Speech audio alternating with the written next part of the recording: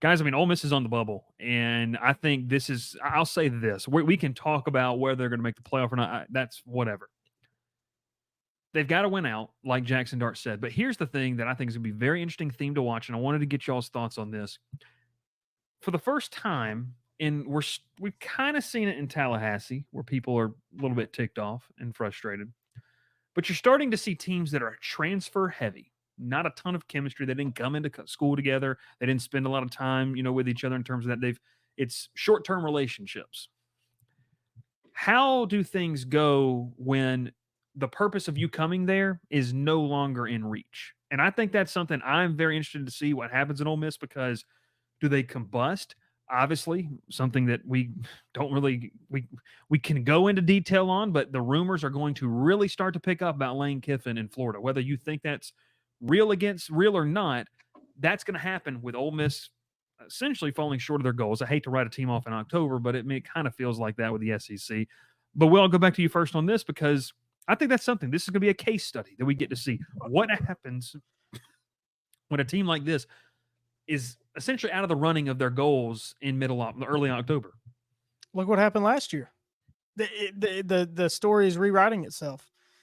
Lane Kiffin getting rumored to go to a quote unquote bigger job in the middle of the year, and the team falls apart. What they lose 4 in a row last year in October, November, I think. I believe it was, or 3 in a row.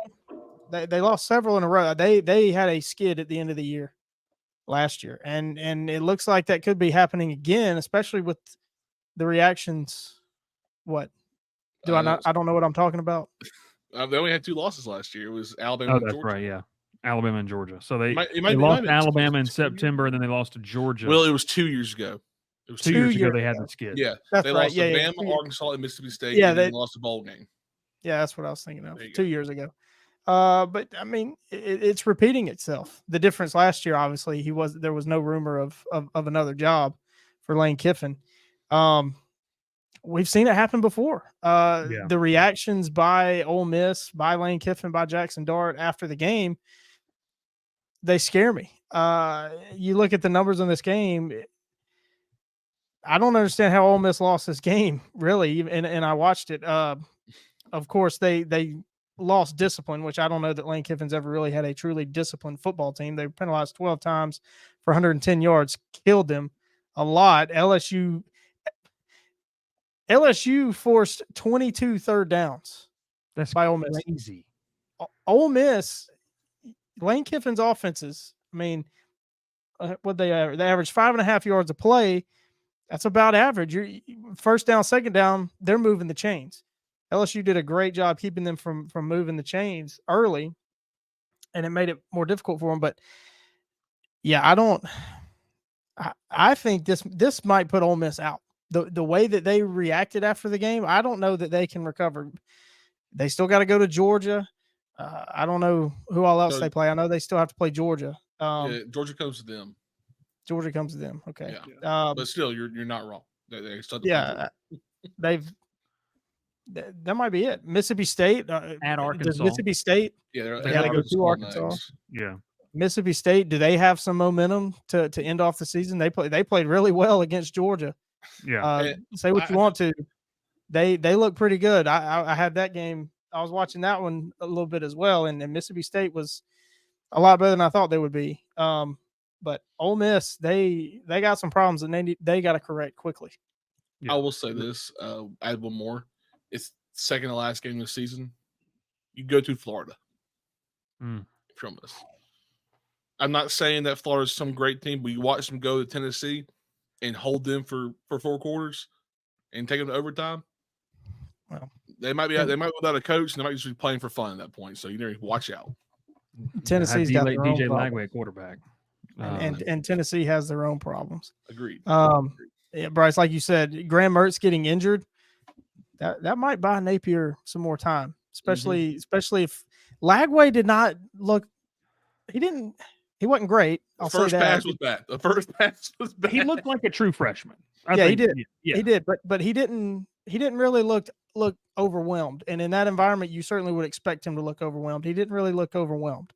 But he still looked like a freshman. So he may get some time. it's gonna be interesting the rest of the year. You got Kentucky, and you got Georgia, and then you go to Texas. You got a tough little ride here for Lagway. Kind of to end things on Ole Miss, they are going to have a bye week, which they really do need. Yeah, they played It's a 7 great straight. time for a bye. Yeah, and they're going to host Oklahoma, which, look, I mean, offensively, when Ole Miss has faced legitimate defenses, they've struggled. Yeah. I mean, defenses that have played well. They go to Arkansas on November 2nd, and then obviously Georgia on November 9th. They go to Florida, like Ralph said, on November 23rd and November 29th.